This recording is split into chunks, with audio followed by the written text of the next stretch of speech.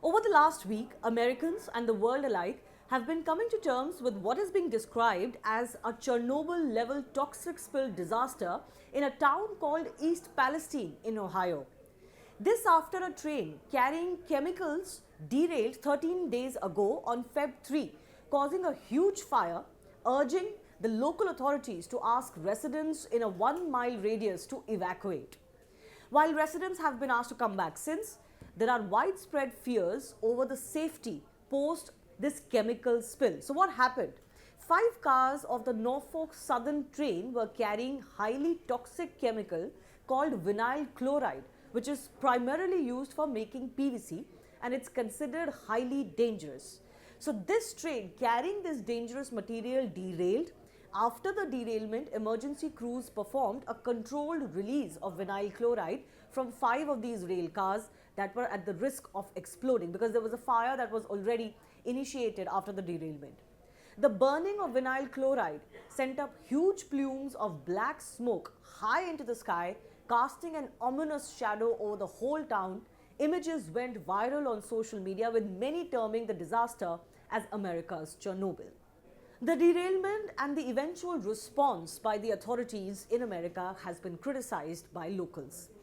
The fact that this news was not reported really by mainstream media in USA for a full week, even as thousands of humans and wildlife alike were impacted because of the toxic spill, raised even more questions. Thousands of dead fish, for example, have appeared in the creeks in the town, where people have told local media that their chickens have suddenly died and their pets are falling ill.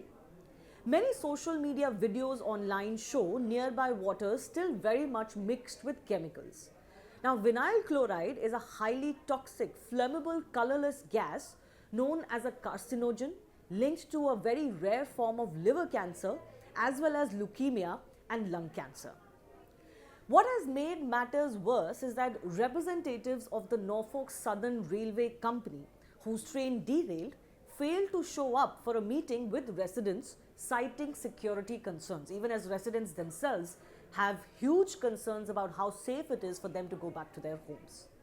And now the issue has become even bigger in America because more such derailments have come to light in the country. The Ohio derailment happened on Feb 3.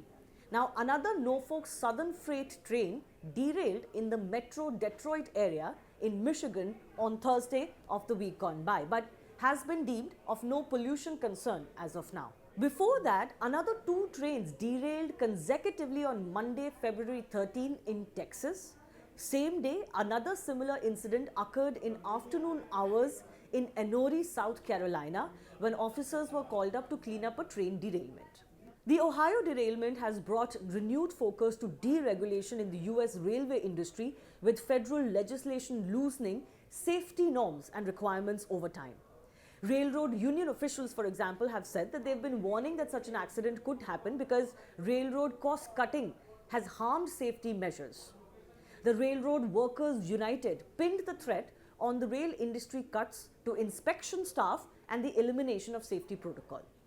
What has also come under scrutiny is the fact that norms for trains carrying dangerous materials have been relaxed over time.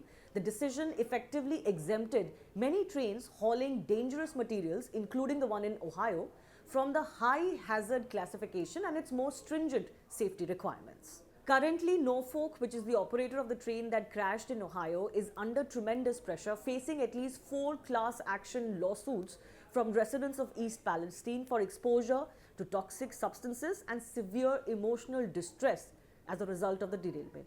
Now, about 1,000 train derailments take place annually in USA, but what has become a matter of concern is the norms for trains carrying hazardous materials. About 10 to 20 derailments in the USA annually involve toxic spills. It remains to be seen what will be the impact of the Ohio derailment and subsequent such derailments that have come to light, because it is finally gathering media coverage and a lot of questions are being asked.